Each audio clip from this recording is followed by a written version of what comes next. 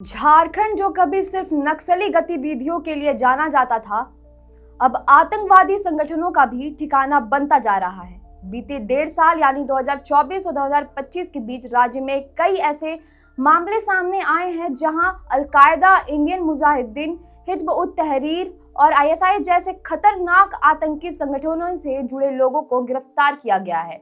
ये गिरफ्तारियां सिर्फ किसी एक जिले तक सीमित नहीं रही हैं, बल्कि रांची, धनबाद, हजारीबाग, लोहरदगा, कोडरमा जैसे जिलों से संदिग्ध आतंकियों को पकड़ा गया है। सबसे पहले बात करें तो झारखंड के धनबाद जिले की, जहां अप्रैल 2024 में एक बेहद बड़ी कार्रवाई की गई।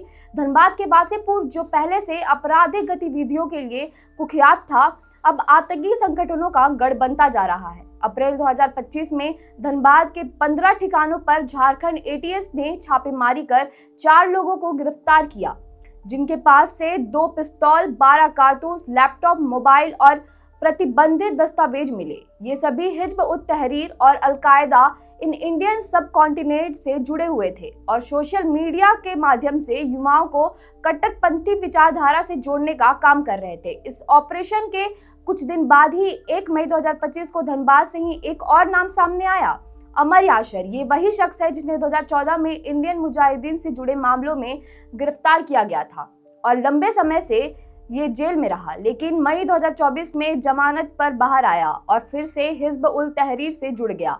एटीएस की पूछताछ में सामने आया कि याशर नए लड़कों की ब्रेन वॉशिंग कर रहा था, उन्हें कट्टरपंथी कंटेंट दे रहा था और आतंकवाद के लिए तैयार कर रहा था।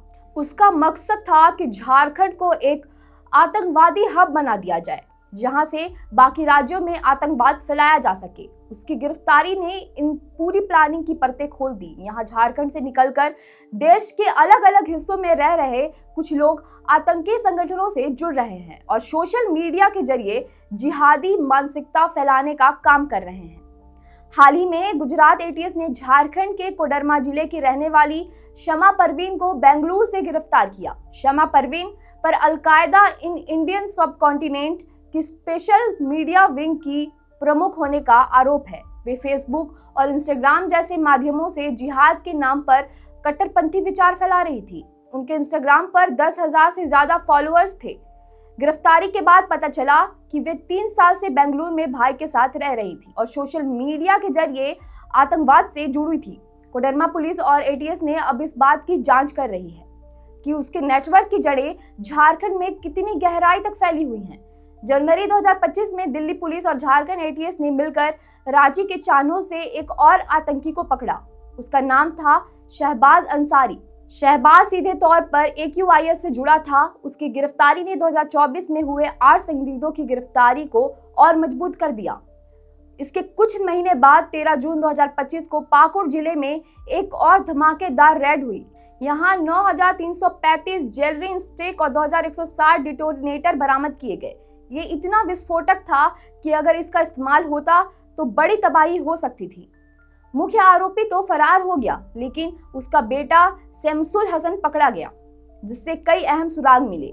ये मामला आज साबित करता है कि आतंकवादी अब झारखंड की सीमा पर बारूद छिपा रहे हैं, जो कभी भी ब्लास्ट में बदल सकता है।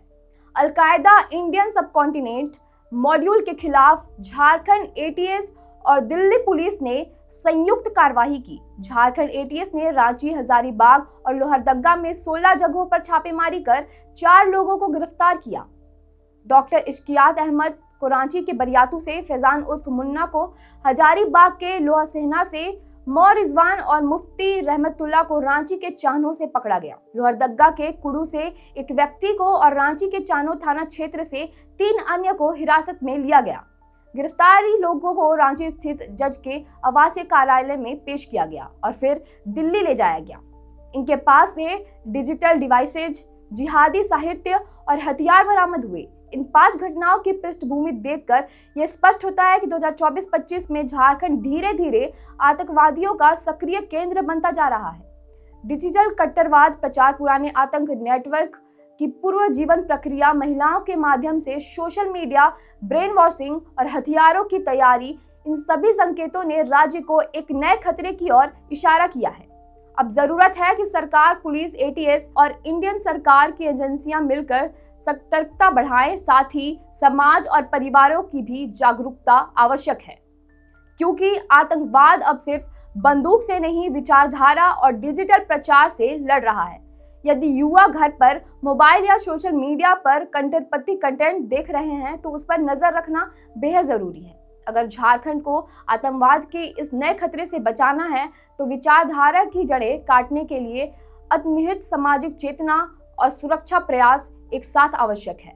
इस पर आपकी क्या राय है, हमें कमेंट करके जरूर बताएं। शुक्रिया।